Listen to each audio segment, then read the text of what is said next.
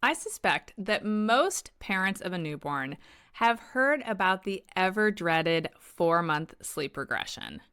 I explained what's actually happening as it relates to sleep development around that time back in episode 23. But sometimes I think people are so focused on whether or not their baby will go through this regression or if they are going through this 4-month sleep regression that the role that naps can play in either keeping a baby's sleep stable or restabilizing it or stabilizing it for the first time can get lost. Today, I'm going to help you figure out exactly how many naps per day your 4-month-old should be taking, and if you should be using wake windows or a set schedule. And the answer is it might be either one. That's what we're going to talk about. If you have a baby who is 5 months or younger, this episode is for you. Hi, I'm Allison Egidi, a pediatric sleep and wellness coach and a mom of 2. I love to help parents find solutions. This is How Long Till Bedtime.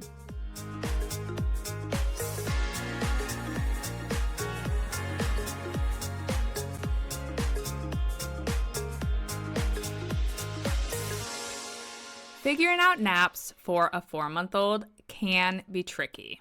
In fact, in my opinion, figuring out the ideal number of naps and the schedule for a 4-month-old is one of the biggest gray areas when it comes to napping. In fact, the entire 4 to 5 month window is a particularly unique period of time when it comes to nap schedules. Let me elaborate.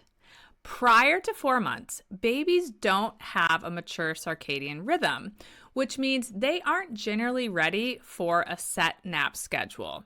While I'm personally not a big pusher of wake windows because they aren't supported by science, I do think they can be a helpful guide for a lot of newborn babies and their parents. Once your little one hits 4 months, however, particularly if they have been going through a sleep regression, you may start to notice that the wake windows aren't helping your baby lengthen their naps like they used to. And you may feel unsure about how many naps your little one should be taking each day. It might suddenly feel like they're taking more naps now than they were just a couple days or weeks ago.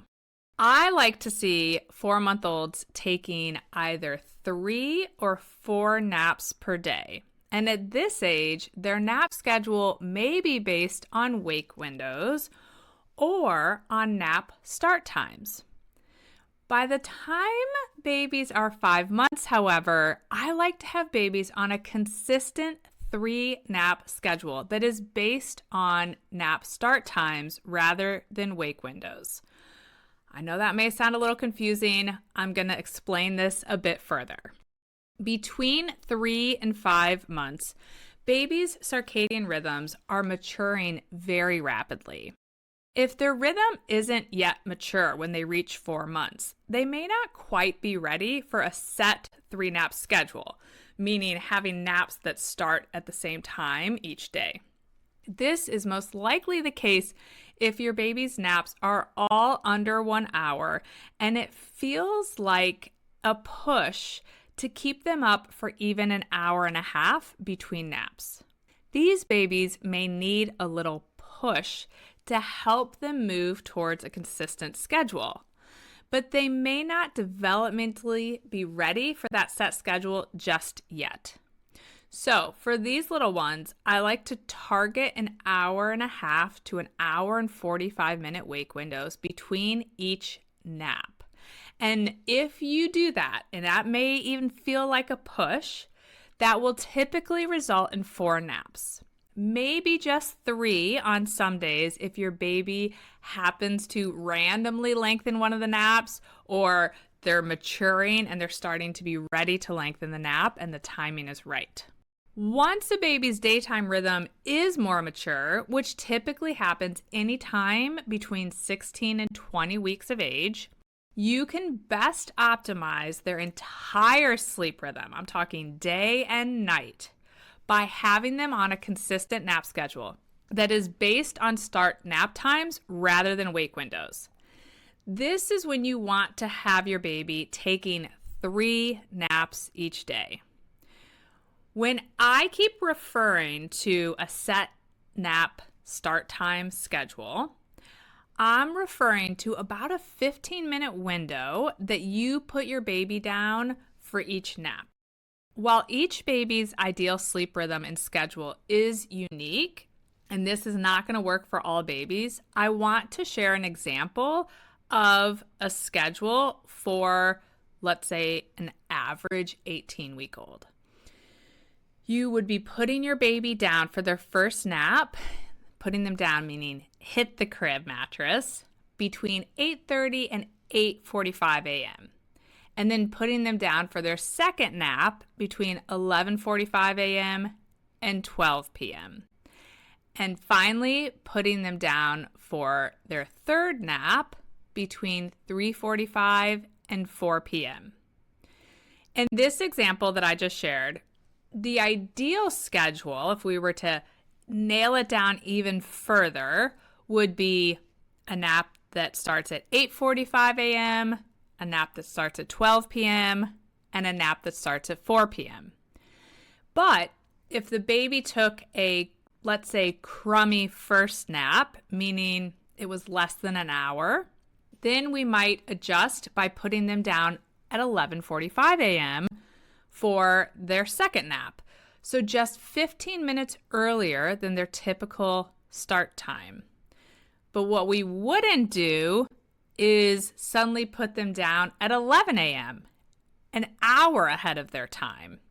Because having them nap at different times each day is what can prevent their circadian rhythm from optimizing. This is what can keep naps really inconsistent or consistently very short.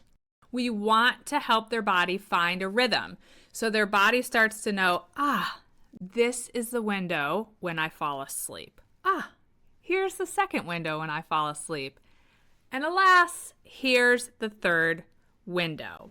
So if we are trying to recover from a short nap or an early morning waking, we may do it 15 minutes early than the typical time, but not more than that. So, just to summarize and recap a bit here. A typical 4-month-old is going to thrive with 3 to 4 naps each day. If you feel that your little one probably still needs 4 naps per day, I suggest that you're using wake windows that are an hour and a half to an hour and 45 minutes long between those naps.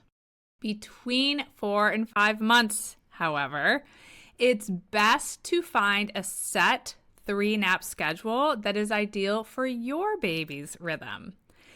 If that doesn't happen naturally by 20 to 22 weeks, I would encourage you to go ahead and help your baby by testing out some start times to find that time that sets your baby up for 2 naps, nap 1 and nap 2, that are somewhere between 1 and 2 hours long, and then also a short third nap, probably 30 to 45 minutes long. If you're struggling to hone in on your baby's 3-nap schedule, we here at Sleep and Wellness Coach are always happy to connect for a consultation to help you put together your baby's nap sleep puzzle. Because as I mentioned earlier, each baby's schedule and rhythm is going to be a little unique. As always, thanks for listening, and I hope you'll come back again next week. Bye for now. Thank you for listening to How Long Till Bedtime. To learn how we can work together to improve your child's sleep, please visit sleepandwellnesscoach.com.